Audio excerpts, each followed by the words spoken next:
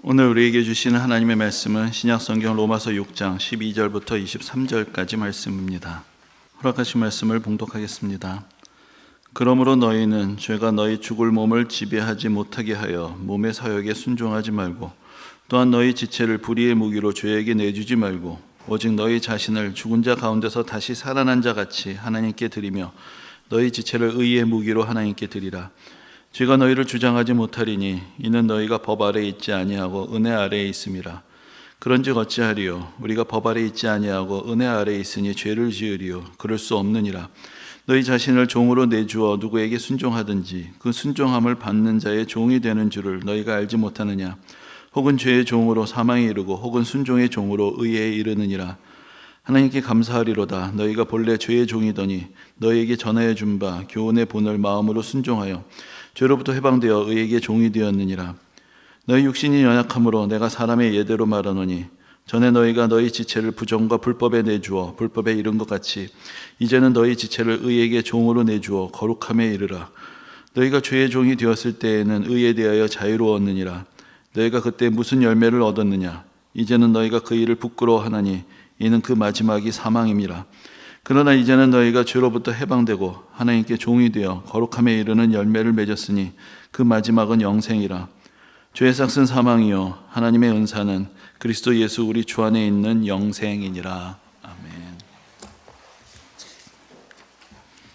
사도 바울을 그린 초상화마다 화가가 다르더라도 이렇게 자주 나타나는 특징이 있습니다. 그것은 그 초상화 어딘가에 칼이 같이 그려져 있다는 것입니다.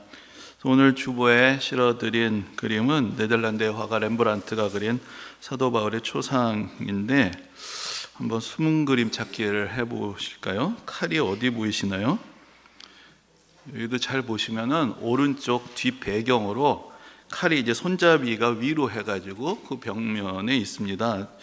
그 그려져 있는 자세나 모습을 보면 전혀 칼이 있을 것 같지 않은 그런 그림인데, 오른쪽 뒷면에 칼이 이제 거꾸로 해서 세워져 있는 것을 볼 수가 있습니다. 바울의 초상화에 칼을 그려놓는 것은 일종의 전통이라고 할 수 있는데, 거기에는 두 가지 이유가 있다고 합니다.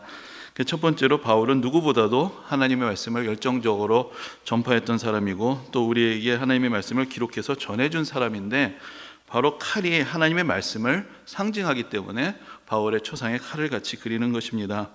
바울은 그 에베소서 6장에서 그 당시 이제 로마 군병의 어떤 무장을 연상을 시키면서 우리가 하나님의 전신갑주를 입어야 된다라고 그렇게 말을 했습니다. 그러면서 하나님의 말씀을 바로 거기서도 성령의 검으로 비유했던 것을 볼 수 있습니다. 하나님의 말씀이 우리를 넘어뜨리려는 그 마귀의 계략을 무너뜨리는 무기가 된다. 그런 면에서 바로 하나님의 말씀이 성령의 검이라고 우리에게 가르쳐 주었던 것입니다. 또 하나님의 말씀을 칼에 비유하는 것은 히브리서에서도 찾아볼 수가 있습니다. 이 말씀도 여러분들이 잘 아시는 말씀인데, 히브리서 4장에 보면은 하나님의 말씀은 살아있고 활력이 있어 좌우의 날선 어떤 검보다도 예리하여 혼과 영과 및 관절과 골수를 찔러 쪼개기까지 하며 또 마음의 생각과 뜻을 판단하나니라는 이제 그런 말씀이 있습니다. 여기서도 바로 하나님의 말씀이 칼과 같이 우리의 영과 혼, 관절과 골수를 다 찔러서 쪼갠다. 그렇게 하나님 앞에서 모든 것이 다 드러나고 하나님의 말씀이 우리 모든 것들을 살핀다라는 것을 이야기를 하면서 바로 하나님의 말씀을 칼에 비유했던 것을 볼 수 있습니다.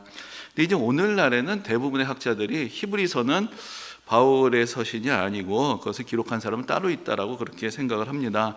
그 문체나 또 사용된 어휘들이 바울과 많이 다르기 때문입니다. 하지만 예전에는 다 당연히 바울이 아니면 누가 썼겠는가. 그래서 히브리서 자체에는 바울이 썼다는 이야기가 전혀 없지만 그냥 당연히 바울이 썼던 것으로 그렇게 이해를 하고 있었습니다. 그래서 이제 그렇게 생각할 때 바울이 하나님의 말씀을 칼에 자주 비유를 했다고 생각을 했고, 또한 그 하나님의 말씀을 전하는데 매우 열정이 있는 삶을 살았기 때문에 바울의 초상을 그리면서 또 칼을 같이 그렸던 것입니다. 그런데 또 하나의 이유가 있습니다. 그것은 이제 예로부터 순교자들을 그릴 때에는 꼭 순교의 장면을 묘사하는 그림이 아니라 할지라도 그 사람이 어떻게 해서 순교하게 되었는지를 연상시키는 그런 도구나 그런 어떤 그 그림들을 같이 그려 넣는 그런 전통이 있었습니다.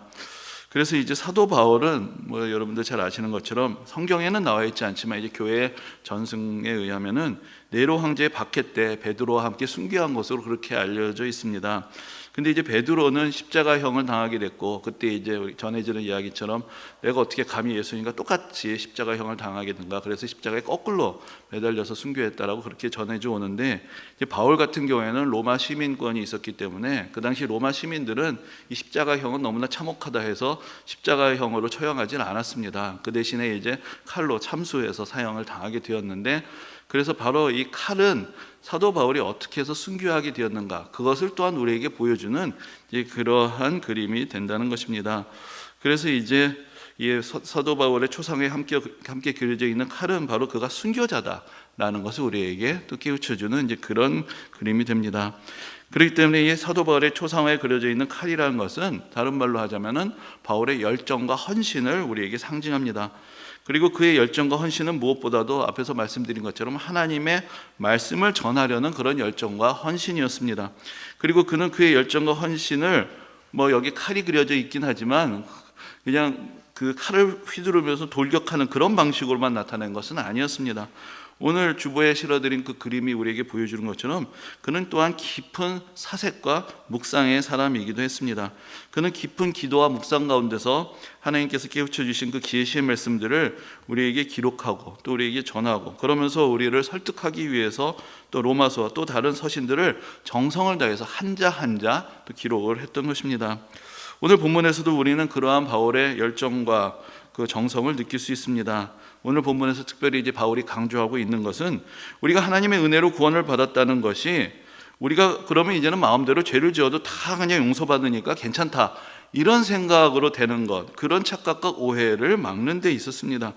바울이 우리에게 가르쳐주는 구원은 우리가 아무리 큰 죄를 지어도 그 형벌을 면하게 된다, 그런 차원에서의 구원이 아닙니다.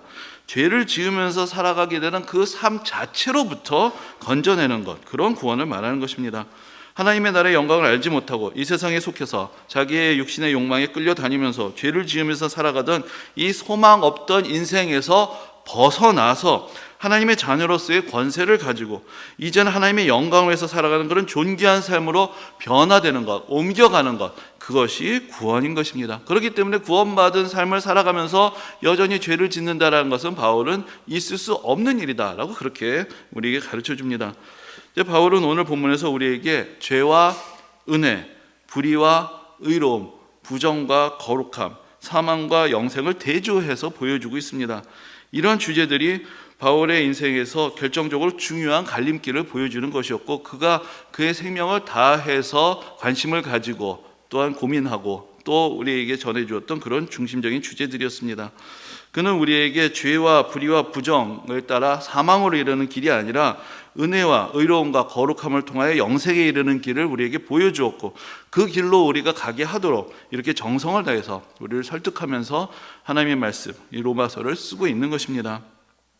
근데 이렇게 로마서와 또 다른 하나님의 말씀을 읽어가게 될 때 때로는 이게 중요한 얘기인지는 알겠는데 어떤 때는 그렇게 와닿거나 집중되지 못하는 경우가 많이 있습니다. 바울은 여기에 목숨을 걸었는데 사실은 바울은 죄와 은혜, 불의와 의로움, 부정과 거룩함, 사망과 영생, 이런 문제들의 골몰을 하면서 그것을 통해서 진리의 길에 이르는 길, 영생에 이르는 길을 추구하며 또 누리며 그렇게 살았는데, 사실 우리에게 누군가가 인생에서 가장 관심 있는 주제를 적어보라고 한다면 과연 몇 개나 겹치게 될까라는 그런 생각을 해보게 되는 것입니다.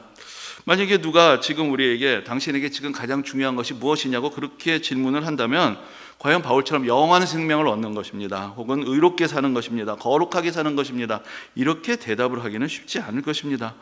아마도 그 대신에 다른 단어들이 먼저 떠오르지 않을까 하는 생각을 해봅니다. 자존감, 성공, 인정, 사랑, 가족, 경제적인 안정, 노후의 보장, 이런 단어들이 우리의 마음을 더 많이 차지하고 있는, 우리의 관심을 더 많이 차지하고 있는 그런 단어들은 아닐까 생각을 해보는 것입니다. 만일 바울이 이런 주제를 가지고 글을 썼다면 우리가 더 눈을 크게 뜨고 열심히 읽어보겠지만, 의로움과 거룩함과 영생에서 글을 쓰고 있을 때는 우리의 중심이 우리가 그렇게 집중하지 못하게 되는 그런 것은 아닐까 하는 것입니다. 물론 사람마다 중요하게 생각하는 목록은 다 다를 수 있습니다. 하지만 크게 보면은 행복이라는 말로 표현할 수 있지 않을까 생각해 봅니다. 우리는 다 행복하게 살기를 바랍니다. 그 행복이란 것을 적극적으로 정의를 할 수도 있습니다. 그래서 어떤 우리가 성취하고 싶은 목표를 표현할 수 있습니다. 부자가 되는 것, 성공하는 것, 인정을 받는 것, 원하는 것을 얻는 것 같은 방식으로 적극적으로 표현할 수 있을 것입니다. 또 반대로 소극적으로 표현해서 피하고 싶은 것으로부터 벗어나는 것이라고 생각할 수도 있습니다. 경제적인 어려움에서 벗어나는 것, 또 마음의 상처가 치유되는 것, 그러면서 그렇게 크게 많은 것들을 바라지 않아도 소소한 일상을 만족하고 즐기면서 살아가는 것, 이런 식으로 여러 가지로 우리는 행복이 어떤 것인가, 또 어떨 때 우리가 행복할 수 있는가를 생각할 수 있습니다. 근데 우리가 이렇게 의식적으로 혹은 무의식적으로 추구하는 이런 행복의 조건들이 갖추어지게 되면은 그때 우리는 행복할 수 있다라고 그렇게 생각합니다. 또 실제로 우리가 추구하는 목표들이 달성이 될 때, 또 우리가 원하는 조건들을 갖추게 되면은 상당한 행복감을 느낄 수도 있습니다. 그래서 이제 그런 조건들을 충족시키기 위해서 살아가는 것이죠. 그리고 그런 과정에서 때로 신앙의 도움을 느끼기도 하고 또 실제적인 도움을 받기도 합니다. 다른 말로 하자면 신앙이 우리에게 추구해야 되는 목표를 제시해 주는 것이 아니라 그것은 이러저러한 방법으로 정해져 있습니다. 우리 이렇게 살아야 됩니다. 그래야 행복합니다. 그건 내가 다 압니다. 남들도 다 압니다. 그렇게 정해져 있는 행복의 목록, 그 조건의 목록들을 추구하는 가운데 있어서 이게 내 힘으로 잘 안 되니까, 내 마음대로 잘 안 되니까 기도의 능력도 필요하고 하나님의 능력도 필요하고 성령의 능력도 필요하고, 이것이 우리가 생각하는 신앙의 모습은 아닌가 하는 것입니다. 근데 여러분, 우리가 여러 가지 어떤 조건들을 생각합니다. 이러이러한 것들이 행복한 삶의 조건이라고 생각을 하는데 그것들을 뒤집어 보면 어떻게 될까요? 그럼 그것이 또 한 그대로 불행한 삶의 이유가 되기도 합니다. 내가 경제적인 안정이 행복의 조건이라고 생각을 한다면 결국 내가 경제적으로 안정되지 못할 때 나는 불행한 것이 되는 것이죠. 그것이 바로 나에게 뒤집으면 불행의 이유가 됩니다. 내가 다른 사람들도 인정받고 존중받는 것이 행복의 조건이라고 생각을 한다면 내가 다른 사람들에게 부당한 대우를 받거나 내가 수고한 것을 인정받지 않으면 헛산 것이고 그만큼 불행하게 되는 것이죠. 내가 부모로서 자녀들이 잘 되는 것이 행복의 조건이라면 자녀들이 입시나 취업에서 어려움을 겪을 때 그만큼 나는 스스로 불행하게 되고 자책을 하게 되는 데서 벗어나기가 쉽지 않을 것입니다. 어떻게 생각하면 내가 추구하는 그 행복의 목표라는 것들이 바로 우리의 일상을 불행하게 만들고 불만족스럽게 만드는 그런 원인이 그대로 될 수가 있는 것입니다. 우리가 무엇을 행복으로 생각하느냐, 무엇이 행복의 조건이라고 생각하느냐에 따라서 잘못하면은 우리 인생이라는 것은 광대한 이 불행의 바다 위에 이 작은 행복이라는 그런 조각배를 띄워놓게 되는 그런 인생이 될 수도 있습니다. 행복이란 것은 언제 난파할지 모르고 행복하고자 해서 추구하는 조건들은 실제로는 사실은 우리 인생의 더 많은 순간들을 불행하게 만들게 되는 그런 원인들이 될 수가 있기 때문입니다. 이건 이제 이런 얘기하는 게 또 부태스러운 얘기 같이 되어버렸지만은 이 한국 사람들은 늘 이 행복 지수라면서 별로 좋은 점수를 받지 못하고 있습니다. 언제 통계를 내봐도 언제 점수를 매겨도 늘 비슷하게 나옵니다. 누구보다도 열심히 치열하게 살아가고 있는데 그런데도 그다지 삶의 만족감이 높지 못하다라는 것들이 드러나곤 합니다. 많은 것들을 성취해 왔습니다. 또 지금도 상당한 것들을 성취하고 있습니다. 그런 우리 자신의 모습에 대해서 상당히 자랑스러워하면서도 또 한편으로는 늘 불안해하고 늘 어떤 위기감 같은 것에 시달리는 것 같습니다. 물론 그런 위기감이 있기 때문에 더 열심히 살게 만들고 그래서 더 많은 것들을 성취하게 하는지 모르겠지만 그런 위기감 가운데 살다 보니까 성취한 것을 누리지도 못하고 뭔가 성취를 해도 여전히 마음에 여유가 없고 그러니까 내가 성취한 것을 가지고 베풀고 나누는데 여전히 인색하게 됩니다. 그러면 우리가 무엇을 위해서 무엇을 성취하고자 하는 것인가? 사실 거기에 대해서 우리가 의문을 가지지 않을 수가 없는 것입니다. 더 나은 삶을 꿈꾸면서 살아갑니다. 근데 그 나은 삶이란 것이 뭔지 때로는 잘 모르겠는 때도 있습니다. 저는 종종 그냥 이런 생각을 해보곤 합니다. 그냥 복잡하게 생각하지 말고 조금만 사람들이 자기 자신과 다른 사람들에 대해서 조금만 더 너그럽다면, 조금만 더 덜 비판적이 되고 조금만 더 긍정적이면 지금보다는 훨씬 많이 행복하게 살 수 있지 않을까라는 생각을 해보곤 합니다.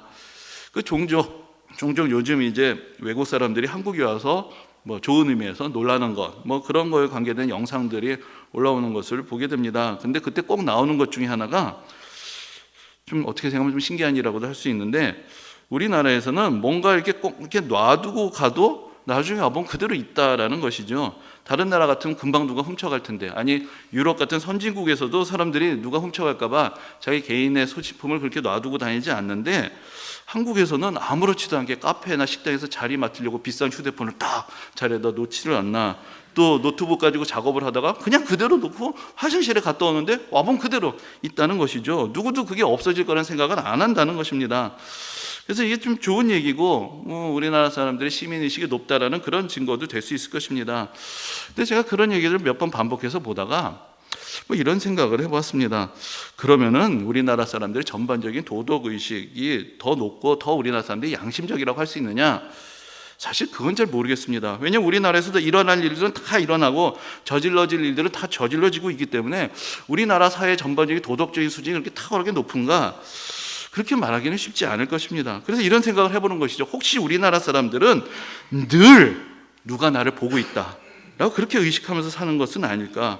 그러니까 공공장소에서 아무도 관심을 갖지 않는 곳에 뭐가 있어도 늘 누군가 나를 보고 있다, 그렇게 생각을 하니까 함부로 손을 대지 않는 것이 아닌가라는 것입니다.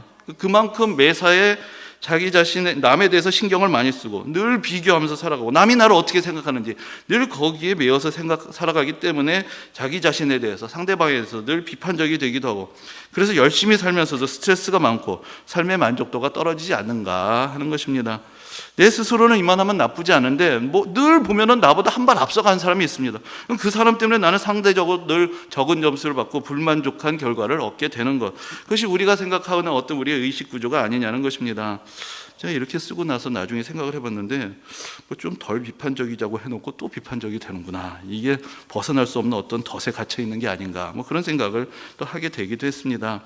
근데 만일 우리가 행복하기를 바라면서 열심히 살고 있는데도 삶의 만족도가 높지 않고 행복지수가 높지 않다면 그것은 어쩌면 말씀드린 대로 우리가 생각하고 있는 그 행복의 조건 그 자체에 문제가 있기 때문일 수 있습니다. 근데 이제 문제는 그 조건이라는 것이 우리가 의식적으로 컨트롤하기가 어렵다는 것입니다. 어느 정도는 당연하게 여겨지는 것, 당연하게 우리가 행복하려면 이렇게 돼야 된다라고 생각하는 것들이 대개 행복의 목록으로 우리에게 주어지기 때문입니다. 이렇게 당연하게 생각되는 것을 다른 말로 가치관이라고 그렇게 이야기를 할 수 있습니다. 가치관이란 것은 우리의 의식적인 생각 이전에 우리를 지배하는 것입니다.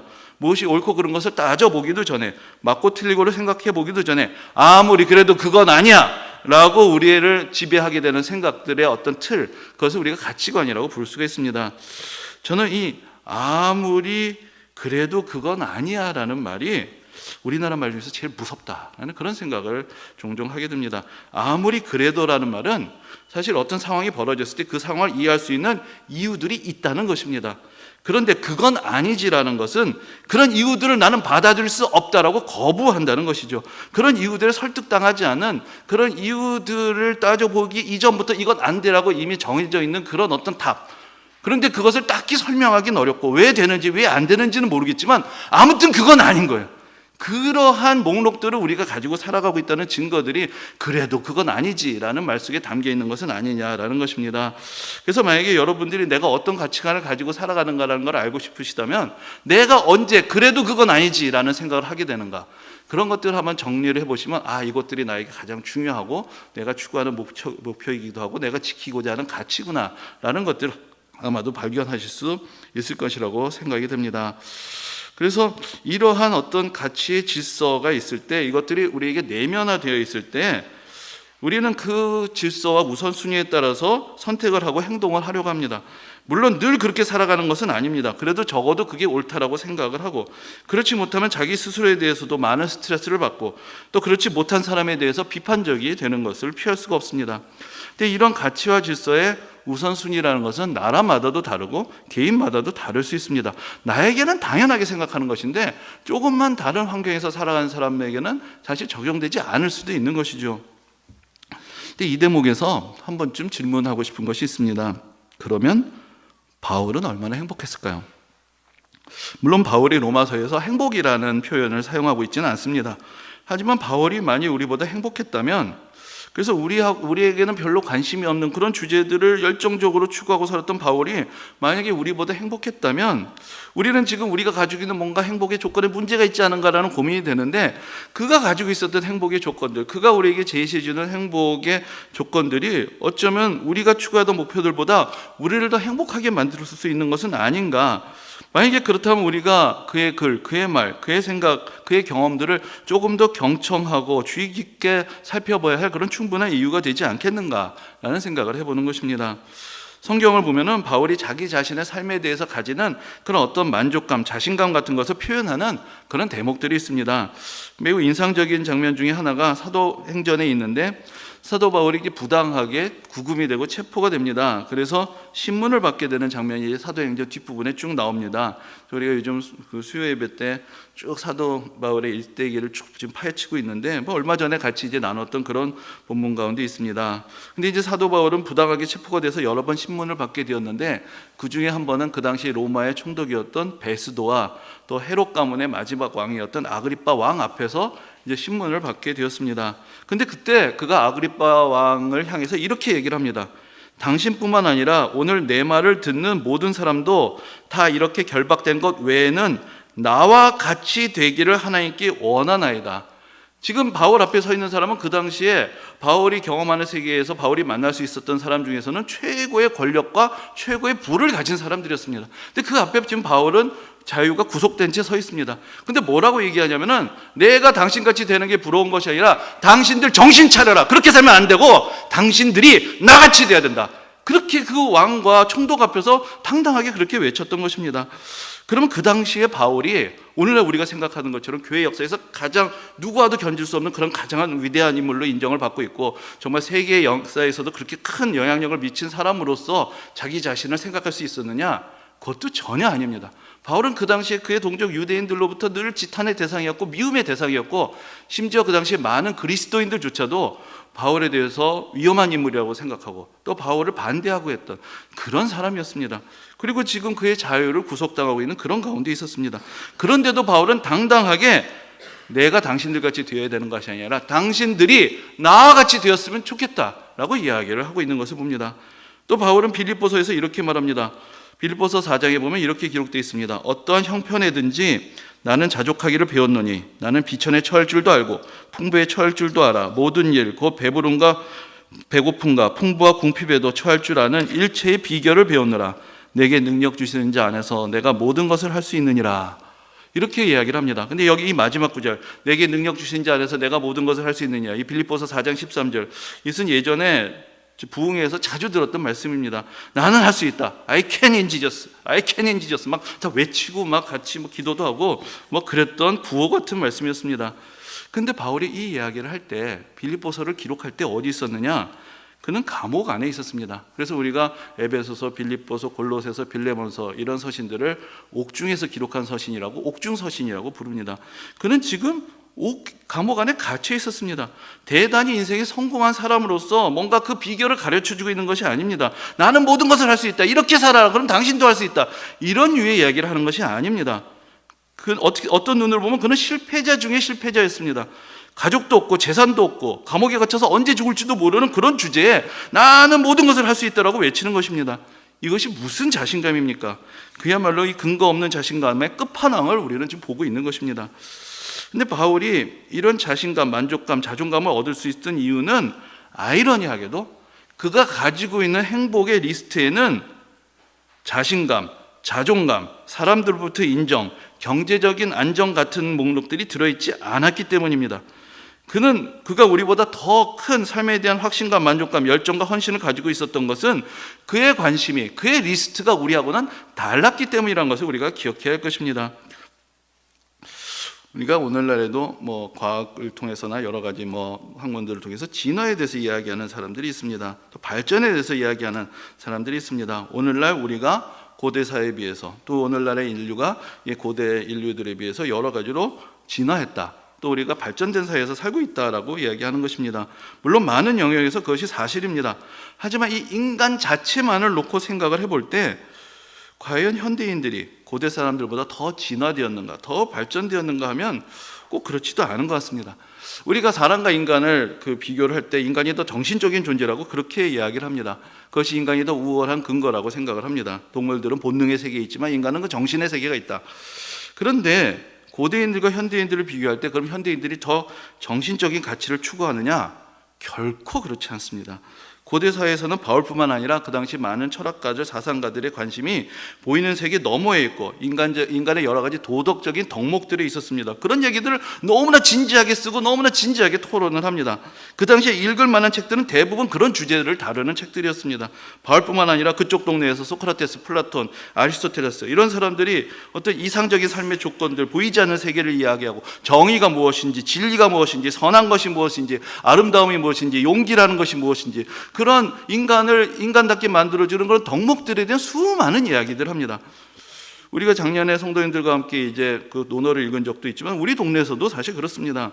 이 공자님, 맹자님들도 사실은 정신세계를 지향한 그런 많은 교훈들을 남깁니다. 이 논어의 첫 마디를 보면은 여러분들 잘 아시지만 배우고 때로 익히면 즐겁다. 이 얼마나 고상한 얘기입니까? 배우고 익히면 즐겁다. 이제 맹자의 앞부분에도 이런 얘기가 있습니다. 맹자가 이제 어느 나라를 갔는데 그 나라 왕이 선생님이 우리나라에 오셨는데 무슨 이로운 게 있겠습니까? 하니까 맹자가 이렇게 이야기합니다. 어떻게 왕이 이로운 걸 이야기합니까? 의와 인에 대해서 이야기를 해야지 하고 호통을 치는 그런 장면이 나옵니다. 옛날 사람들이 이런 이야기를 심각하게 이야기를 합니다. 근데 오늘날 우리가 그 사람들보다 더 정신적인 존재가 됐느냐? 더 영적인 존재로 진화하고 발전했느냐? 아니올시다입니다. 부끄러울 지경입니다. 어떤 면에서 인간의 정신이 지금 점점 퇴화하고 있구나. 점점 더 동물과 다를 바 없는 그런 삶을 추구하고 있는 것은 아닌가? 그런 생각을 하게 되는 것입니다.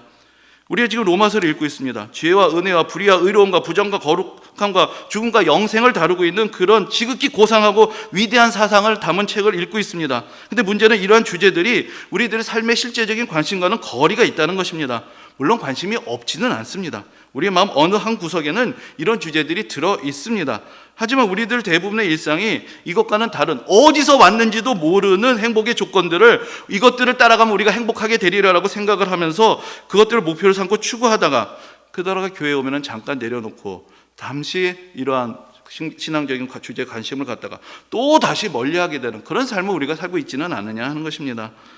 오늘날 그리스도인들에게 있어서 문제는, 특별히 한국의 그리스도인들에게 있어서 문제는 가치관과 신앙이 분리되어 있다는 것입니다. 원래 가치관이라는 것은 개인이 만들어내는 것이 아닙니다.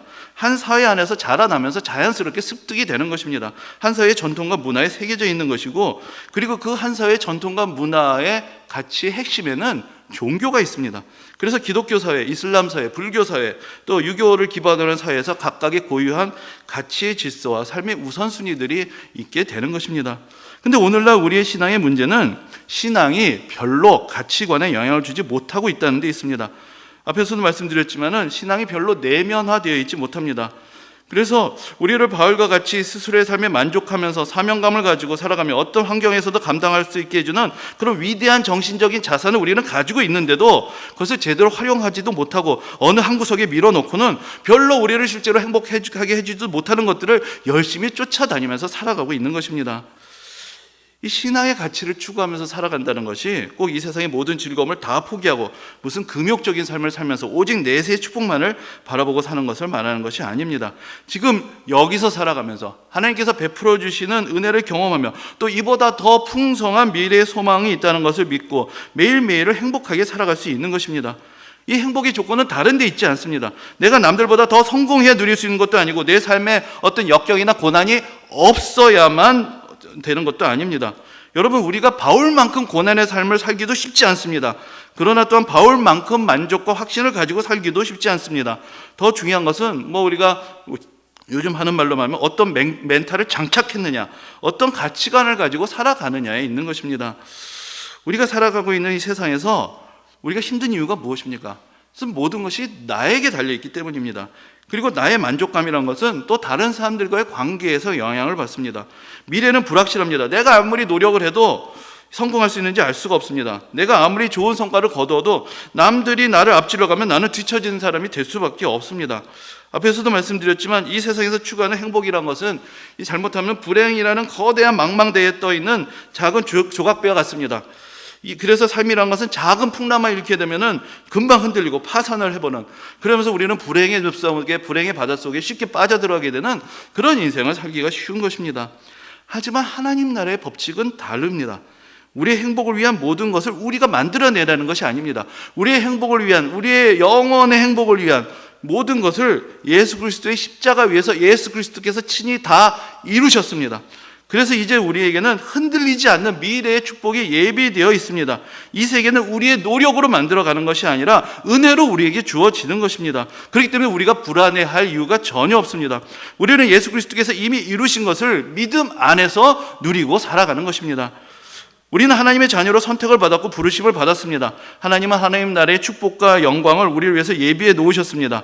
그리고 우리가 이 세상에서 하나님의 자녀답게 살면서 하나님의 영광을 위해서 살고 하나님께서 우리에게 주신 그 은혜를 이 세상에 나누고 베풀고 전하도록 우리를 보내셨습니다.